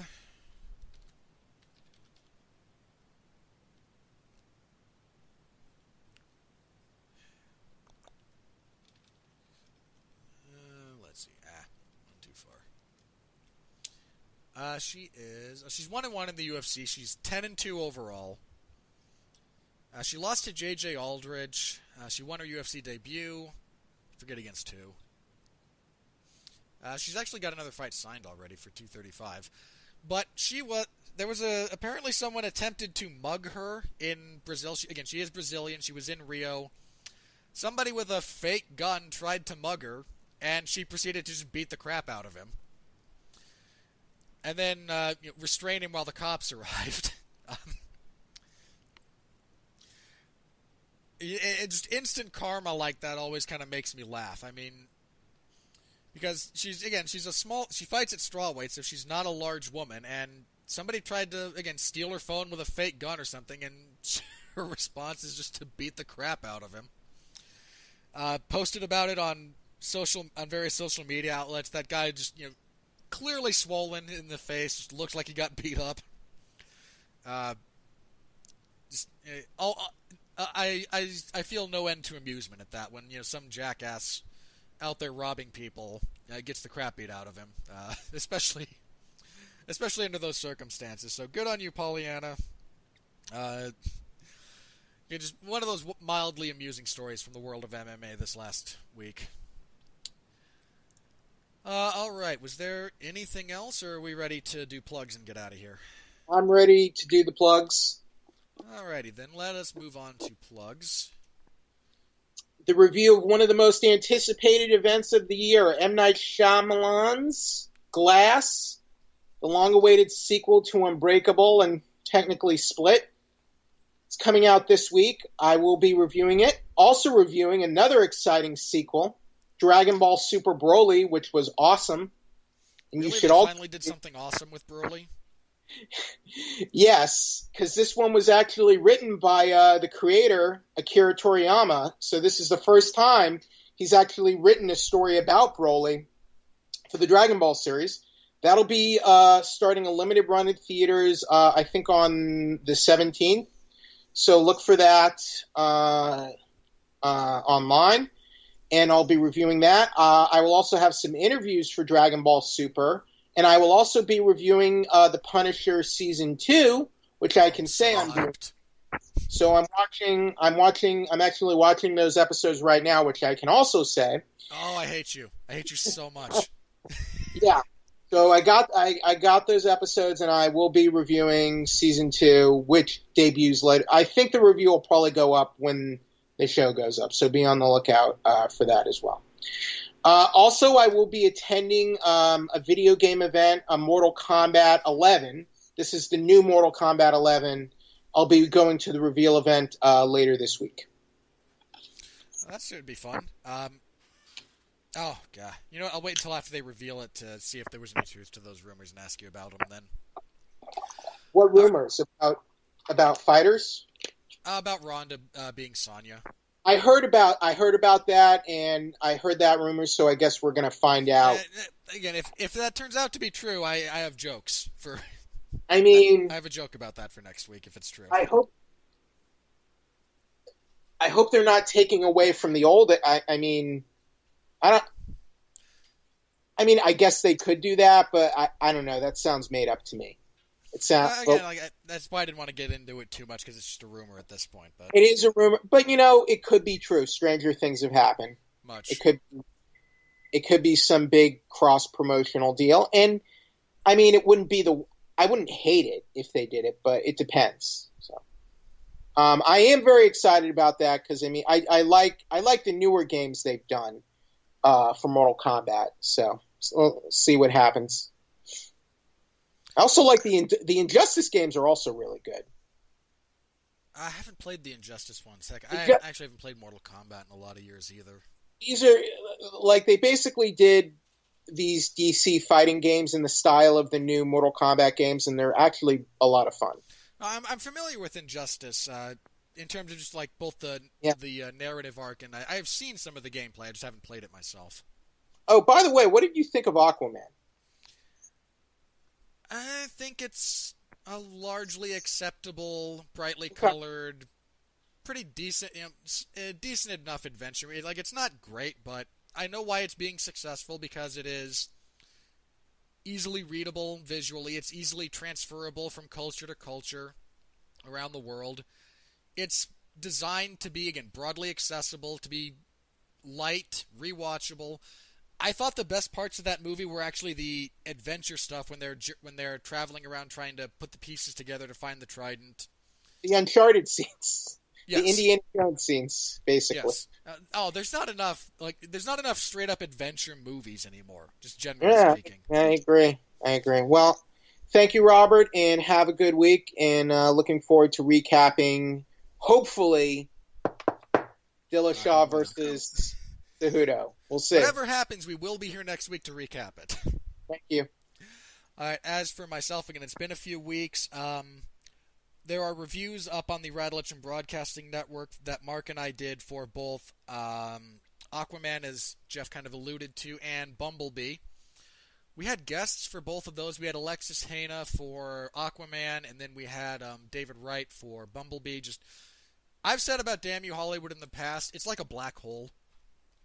Once you agree to come on and you just get too close to the event horizon, you can't actually escape. Because I think everyone we've had on just is always willing to come back, and I for the life of me can't figure out why. But you have those two up as well. This coming, not this Tuesday, next Tuesday, Mark and I will be reviewing Glass. So there will be that. We will also have a TV party for The Punisher Season 2, which I am so psyched for. I loved the first season of The Punisher on Netflix. I still maintain I think it's hands down the best of those Marvel on Netflix series. I argue with a few people over, various seasons, over the first season of Luke Cage relative to that and a few other things. But, again, my personal favorite by a significant margin. I'm really looking forward to that. So you can look forward to Mark and I talking about that on TV Party. This last Friday, I ventured into the wrestling zone to cover Impact Wrestling because Larry Zonka, the man who runs 411 basically, Larry has the coverage load of like 8 normal people. I don't know how he did it. Does it. He will again in the future. But Larry's out of commission for a bit. I'm not going to go into why. He posted about it on Twitter. If you're curious, go look it up. It's in his words. I'm just not going to repeat stuff second and third hand. He's very honest about it. So look it up for yourself. And one of the shows that he normally covers is Impact on Friday nights, and Larry's out of commission, and apparently there was no one else able to fill in on relatively short notice, so because I have no life, I was there to do it, so I watched their stream on Twitch, I provided live coverage, and so it's a thing. I hadn't watched Impact in any sort of form in many, many years, like pre-Hogan. I don't know how many professional wrestling fans listen to this, but the last Impact that I watched, anything approaching regularly, was actually the debut of Nigel McGuinness in then TNA Wrestling. Because his debut with Kurt Angle I thought was great. And then he fizzled, and I just kind of went, I'm done. And then apparently not long after that, Hulk Hogan came over, and there Eric Bischoff, and there was an angle where like Hogan's Hall of Fame ring gave power to Abyss. So again, point being, that's the last Impact I watched. I haven't consumed WWE's programming in several years as well. I know I have watched some wrestling since Daniel Bryan's win at WrestleMania 30, but that's the last thing I really remember. But I don't watch Raw, I don't watch SmackDown, so again, like just for several years I have not actively consumed professional wrestling, so I covered that to the best of my abilities. It was amusing. I imagine it was frustrating for people watching. I got a kick out of like, oh, hey, who's that? Because there were so many people there that I just didn't know. Like, oh, please commentary, tell me who this is. Because I don't want to have to write this person I don't know. But point being, I covered that, so you can find my report of that in the Wrestling Zone. Feel free to poke fun at it. God knows it deserves it. But thanks sincerely though, thank you to everyone in the Wrestling Zone for putting up with me. I don't know if that's going to be a regular thing or not going forward, if there'll be some kind of rotation for Friday nights, but I might wind up doing that again. I can only promise you'll get my best effort. That's all I can promise, so. Anyway, so for those of you who just want to see whatever random crap I do, you can look that up. I have my year-end awards for the year of 2018. That went up in the MMA Zone of 411 a week or so ago. So you can find all my thoughts on the best fight of the year, the worst fight of the year, the knockout of the year, submission of the year, fight of the year, so on and so forth. I got called out on that one because I, like an idiot, forgot one of the worst fights of the year. I had completely blocked it from my memory. Had to fix it. I did fix it. Not the worst fight of the year. The worst fight of the year stayed the same. Got a little bit of flack for that one. But feel free to read it yourself and see if you agree or disagree. I welcome reasoned disagreement. I really do. So, that's it. And then again, I will have coverage of UFC Fight Night 130... Stuck with numbers. 143, excuse me. I transpose those all the time. This coming Saturday. And we'll be back next week with this show here in the MMA Zone of 411mania.com. Thank you very much for tuning in, for listening. Trying to make some changes to the show, trying to streamline things a little bit. I will be including timestamps in the description, so hopefully you guys can skip over some stuff that you might not necessarily be interested in, so on and so forth. Anyway, good to be back. Glad to be here in 2019 with everybody. Thank you again for listening. On behalf of Jeff and myself, stay safe out there, and please continue to be well, be safe, and behave.